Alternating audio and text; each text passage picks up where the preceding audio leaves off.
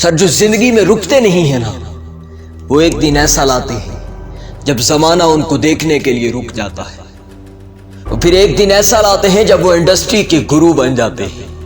Market میں ایک نام بنا کر رکھ دیتے ہیں۔ سر چھوٹی چھوٹی چیزوں پر بھی ان کے ملک کے نام کے ٹیگ لگا دیے جاتے ہیں۔ سر وہ پورے ملک میں اپنا نام بنا دیتے ہیں، پوری دنیا میں چھا جاتے ہیں۔ لیکن قاسم علی شاہ کہا کرتے ہیں کہ اگر زندگی بدلنی ہو تو ایک واقعہ ایک کتاب اور ایک استاد سے بدل جاتی ہے، لیکن اگر نہ بدلنی ہو تو کئی واقعات، کئی دانشور اور کئی کتابیں مل کر بھی اس کا بال بیگا نہیں کر سکتی۔ اور کچھ ایسا ہی ہوا تھا جنہیں تاریخ کے بدترین واقعات میں شمار کیا جاتا ہے، جن میں نام ذکر کیا جاتا ہے ہیروشیما اور ناگاساکی۔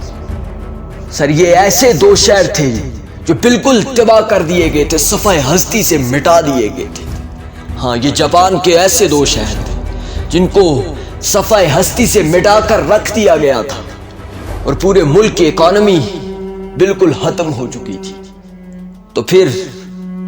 جاپان کا بادشاہ اور جاپان کے لوگ اپنے بادشاہ کو خدا کی طرح مانتے ہیں، اور پھر جاپان کا بادشاہ امریکہ کے جرنیل کے سامنے جاتا ہے، ملاقات کا وقت طے کر دیا جاتا ہے۔ ملاقات سے پہلے جرنیل کہتا ہے بار ویٹنگ روم میں بٹھا دو، اور بادشاہ کی سب سے بڑی انسلٹ اس وقت کی جاتی ہے جب اسے انتظار کے لیے بٹھا دیا جاتا ہے۔ کچھ دیر کے بعد جب بادشاہ اندر جاتا ہے جرنیل سے ملاقات کرنے کے لیے، تو بادشاہ کہتا ہے کہ ہم نے سرنڈر کر دیا، آپ ہم سے سب کچھ لے لیں لیکن صرف ہمارے ایجوکیشن سیکٹر کو چھوڑ دیں۔ جرنیل اس کی بات سنتا ہے، ٹانگ پر ٹانگ رکھی ہوئی ہے، اور کہتا ہے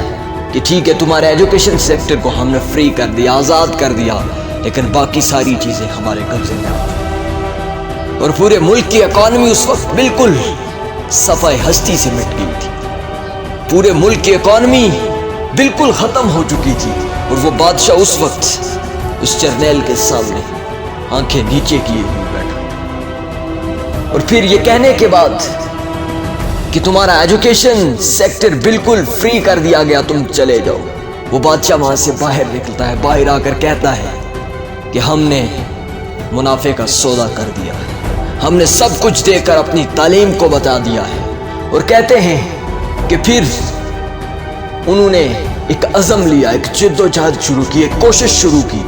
اور دنیا آج بھی اس فارمولے کو کینی کہتی ہے، constant and never ending improvement, کہ کبھی نہ رکنے والی ترقی۔ پھر دنیا نے دیکھا کہ ان کی کتاب کھلنے سے پہلے لکھا ہوا ہوتا تھا constant and never ending improvement, جہاں ان کا ترانہ بجایا جاتا تھا، ترانے کے بجنے سے پہلے لکھا جاتا تھا constant and never ending improvement. مقرر تقریر کرنے سے پہلے سٹیج پر آتا تھا اور کہتا تھا کہ constant and never ending improvement. پھر دنیا نے دیکھا کہ ایک سوئی بھی جب باہر آتی ہے بن کر، اس پہ بھی میڈ ان جاپان کا ٹیگ لگا کر بتا دیا جاتا ہے کہ constant and never ending improvement, اور پوری مارکیٹ کو، پوری انڈسٹری کو اپنا غلام بنا کر بتا دیا جاتا ہے کہ نہ رکنے والی ترقی ایسے کی جاتی ہے جب حالات ناساز ہوں تو اس وقت کمر بستہ ہونے والے اکثر دریاؤں کے رخ موڑ کر رکھ دیتے۔ ہاں، اس وقت کمر بستہ ہونے والے موجوں کے رخ موڑ کر رکھ دیتے ہیں۔